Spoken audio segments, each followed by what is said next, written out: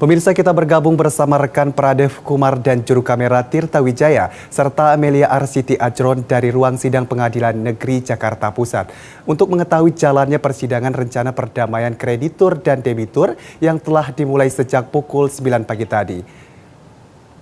Pradev? Ya, Adi. Baik, Pradev, bisa diberikan Ya, informasi terkait dari persidangan yang hari ini dimulai pukul 9 tadi, Pradev? Ya, pemirsa, Nusantara siang tadi sekitar pukul 9 pagi tadi telah dimulai persidangan pembahasan tentang proposal perdamaian dari KSP Indosuria yang didatangi oleh para kreditur yang menjadi korban gagal bayar dari KSP atau Koperasi Simpan Pinjam dari Indosuria. Rangkaian persidangan pun dimulai dengan pembacaan proposal untuk hari ini dan skema pembayaran yang telah disusun oleh pihak dari tim kuasa hukum KSP Indosuria yang menyatakan bahwa ada pembayaran pencicilan sampai dengan jangka waktu selama 8 tahun untuk melunasi atau membayar yang menjadi gagal bayar yang terjadi pada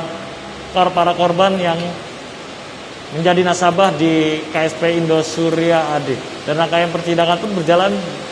cukup banyak interupsi yang diberikan dari tim kuasa hukum dan juga dari kreditur karena memang untuk persidangan kali ini pun nyatanya harus ditunda karena memang dari pihak KSP Indosuria, dari tim kuasa hukum KSP Indosuria pun menyatakan atau mengungkapkan dalam dokumennya belum cukup lengkap dan belum bisa disepakati oleh para kreditur karena memang masih ada beberapa poin yang nyatanya sampai saat ini menjadi pembahasan utama, yakni tentang bagaimana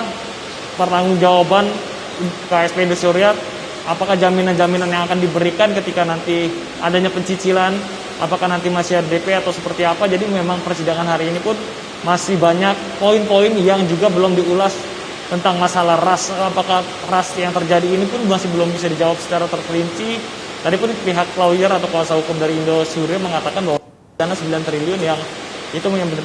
menyebabkan ras di KSP Indosuria. Namun belum bisa diungkapkan secara lebih rinci lagi oleh kuasa hukum tentang bagaimana skema tersebut bisa sampai terjadi. Dan persidangan atau pembacaan proposal perdamaian hari ini pun dinyatakan ditunda sampai dengan hari Senin mendatang karena memang atas permintaan debitur dan juga kreditur karena memang debitur juga masih banyak pertanyaan yang belum bisa dijawab dan bisa dijelaskan secara rinci, maka debitur pun minta perpanjangan waktu untuk melengkapi semua pertanyaan yang diajukan kepada debitur dari tim kuasa hukum dan para korban dari Indosuria. Baik, Pradev, untuk sampai sejauh ini dari agenda yang ada di sana, apakah terlihat dari para kreditur dan juga debitur itu menghadiri persidangan dengan tertib atau seperti apa, Pradev?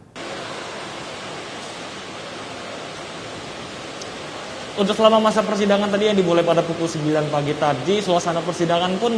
cukup dibilang kondusif, namun memang ada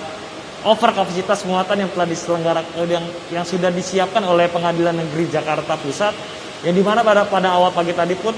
sudah dibatasi dari tempat duduk untuk menjaga social distancing, namun nyatanya pada pertengahan sidang ketika pintu sudah mulai dibuka dan dipanggil satu-satu nama yang telah mendaftar di absensi untuk masuk ke ruang pintu dibuka mengalami penumpukan atau